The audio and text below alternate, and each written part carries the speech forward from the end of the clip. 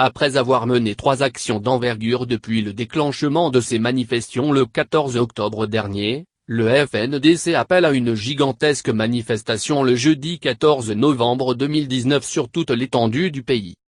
Les 2 dernières marches organisées par le FNDC ont connu une réussite retentissante comme en témoigne la très grande mobilisation et la discipline qui les ont caractérisées.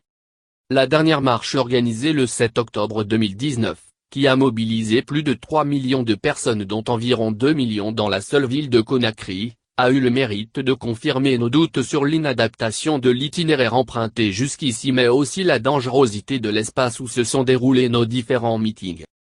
En plus d'être exigu, l'itinéraire des 2 précédentes marches traverse des quartiers à forte densité humaine, favorisant le risque d'accrochage entre les manifestants pacifiques du FNDC et d'éventuels provocateurs qui ont très souvent infiltré la longue file des marcheurs. Le pire a toujours été évité grâce à l'esprit de responsabilité des manifestants mais également à l'organisation infaillible mise en place par le FNDC.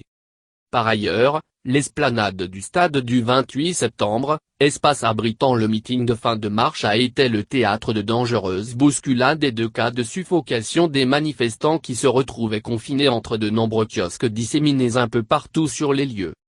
Soucieux de la sécurité de ces marcheurs, le FNDC a choisi de démarrer sa marche du jeudi 14 novembre 2019 à partir du rond-point de l'aéroport et rallier le Palais du Peuple pour y tenir son meeting en toute sécurité. L'autoroute Fidel Castro est l'itinéraire choisi à cause de la largesse de cette voie qui de surcroît n'est bordée que par très peu d'habitations, réduisant considérablement les risques d'affrontement avec d'éventuels contre-manifestants. Le FNDC est décidé à défendre son droit de manifester sur cet itinéraire et à tenir son meeting au Palais du Peuple, le jeudi 14 novembre 2019.